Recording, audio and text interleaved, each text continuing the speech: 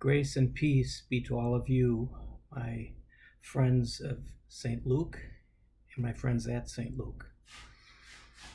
With this recorded message today in your e-letter, there will be a Zoom link to the book launch that we will be having this coming Sunday night at 7 p.m.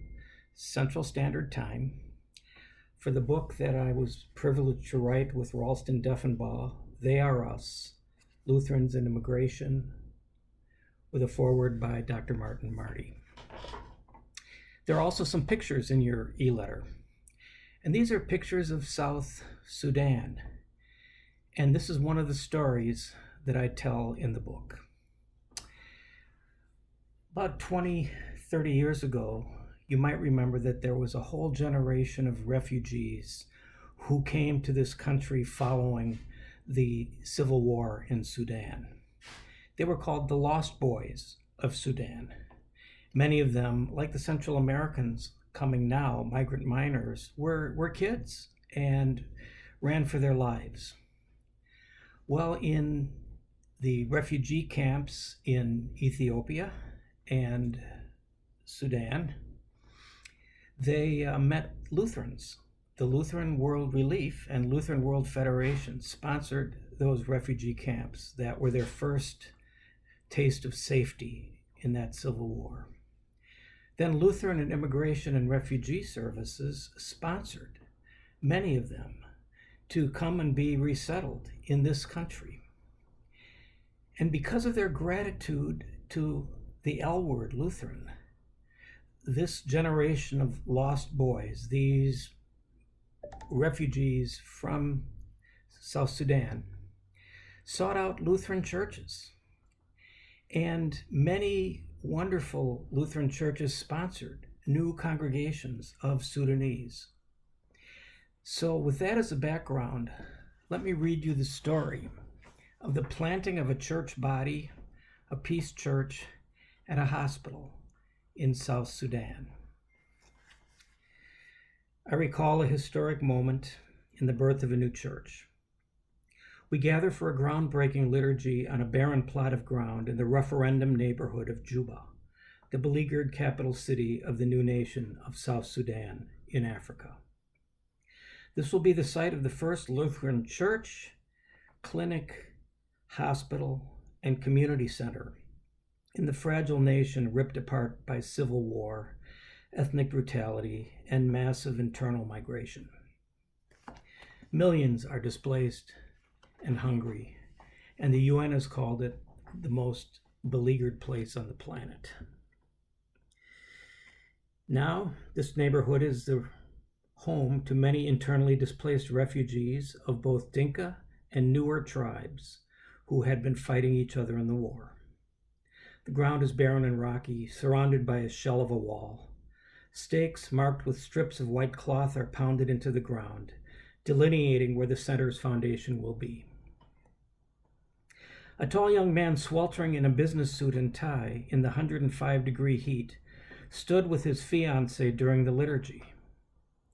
The previous day, our delegation had walked around the neighborhood and noticed a large open space across the road from where we would be breaking ground. Conversations with local neighbors eventually led us to the owner, Mathiang, who came out to meet us. When he asked why we were inquiring about his property, we shared our vision for a church, community center, health facilities, and on his property, a hospital. Spaces for grace. He shared our excitement about the vision and invited our delegation to meet for lunch at his fiancée's restaurant in Juba. Conversations continued through the day and evening. His father, a very influential member of parliament, had given the property to Mathiang, who had studied at a college in Minnesota, Moorhead State, and had worshipped at First Lutheran Church in Fargo, North Dakota. After confirming that we were serious and that we could deliver what we promised, Mathiang offered us the additional land. He gave it to us. Our conversations were deep and spiritual as we discussed the plight of his country and his own journey of faith. And so the groundbreaking the next day. Many neighbors wandered into the liturgy, some curious, some hopeful, some amazed that people from around the world were walking among them. The liturgy was public, in the midst of the world, and the world was present in the midst of our worship. The hem of the garment of Jesus was visible, touchable.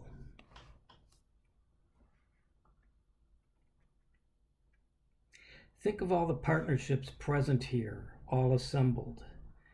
As dirts and stones were moved away, we imagined a new space for grace on a hot day in Juba. And then I list in this story, in the book, all of those different partnerships which made this happen. 2 Episcopal bishops in exile, South Sudanese bishops, where we, Global Mission of the ELCA, had helped sustain them as they served their flock in exile in Juba, in the refugee camps.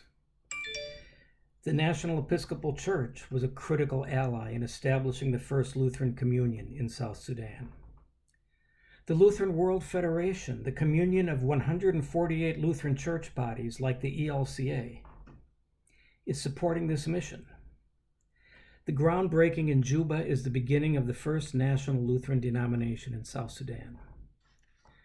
The missionaries who are planting this church are Sudanese mission developers from the ELCA, Arik Maween, a Dinka from Minneapolis, and Wal Reet, a Newer from Michigan.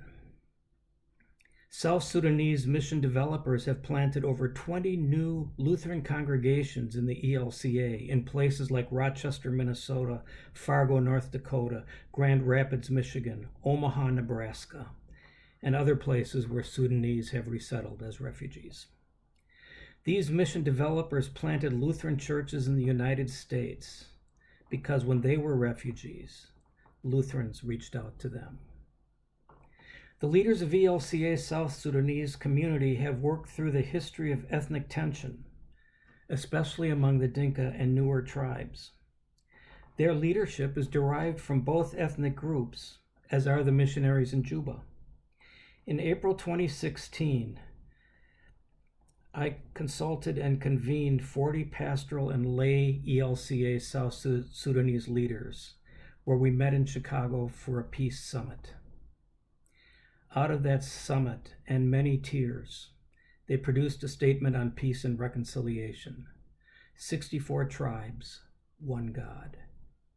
That was widely shared in South Sudan and in the expatriate communities of the United States and other countries. We were breaking ground that hot day in Juba for a peace church in the midst of a civil war. Many existing ELCA congregations and synods have hosted and continue to support the ELCA Sudanese congregations. People from ELCA Global Mission and all of its NGO and ecumenical partners were present, including the program director of ELCA Global Health and the director of our hospital in Arusha, Tanzania.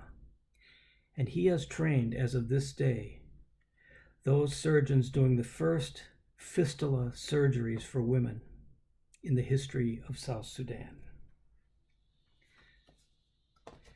Hope to see you Sunday. There will be more stories, but mostly what means a lot to me is that we are together at St. Luke, and we are a church that wants to make a difference around the corner and around the world. God's peace.